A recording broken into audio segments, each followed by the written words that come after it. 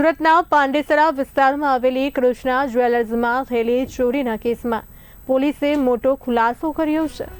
ચોરી બાદ ફરાર થયેલા આરોપીઓ કાનપુર સુધી પહોંચી ગયા હોવા છતાં સુરત પોલીસની ટીમે કડક તપાસ ચલાવીને ₹5.93 લાખના ચાંદીના દાગીના કબજે કર્યા છે। સીસીટીવી અને સર્વેલન્સના આધારે પોલીસે 250થી વધુ કેમેરાના ફૂટેજ ચેક કરી આરોપીઓના રૂટની ખબર મેળવી હતી। આરોપીઓ બસમાંથી કૂદી ફરાર થઈ ગયા અને દાગીનાનો થેલો છોડીને ભાગી ગયા હતા। કાનપુરના રનિયા પોલીસ સ્ટેશન વિસ્તારમાંથી મુદ્દામાલ રિકવર કરવામાં આવ્યો છે, જ્યારે મુખ્ય આરોપી હજુ પણ પોલીસની પકડથી બહાર છે। ગુનો ડિટેક્ટ કરવા માટે સીસીટીવી કેમેરા, મોબાઈલ અને હ્યુમન ઇન્ટેલિજન્સ કામે લગાડવામાં આવેલ, જેમાં 7 થી 8 ટીમો બનાવવામાં આવેલ, જેમાં સીસીટીવીની શરૂઆત કરતા આરોપીઓ તેરે નામથી રિંગ રોડ તરફ જાય છે, રિંગ રોડથી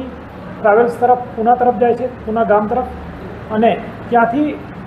જે ટ્રાવેલ્સની બસ ઉપડે છે એ નંબર મળે છે અને એ નંબર આધારે ડ્રાઈવરનો કોન્ટેક્ટ કરવામાં આવે છે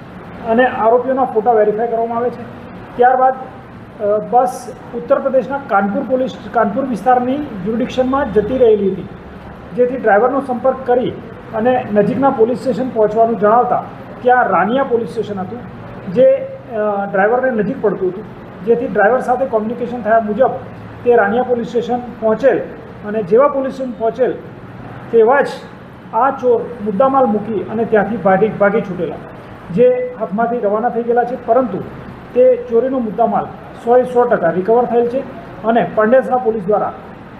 મુદ્દામાલ રિકવર કરી આજ રોજ તેને ગુનાના કામે કબજે કરવામાં આવેલ છે અને 100% મુદ્દામાલ રિકવર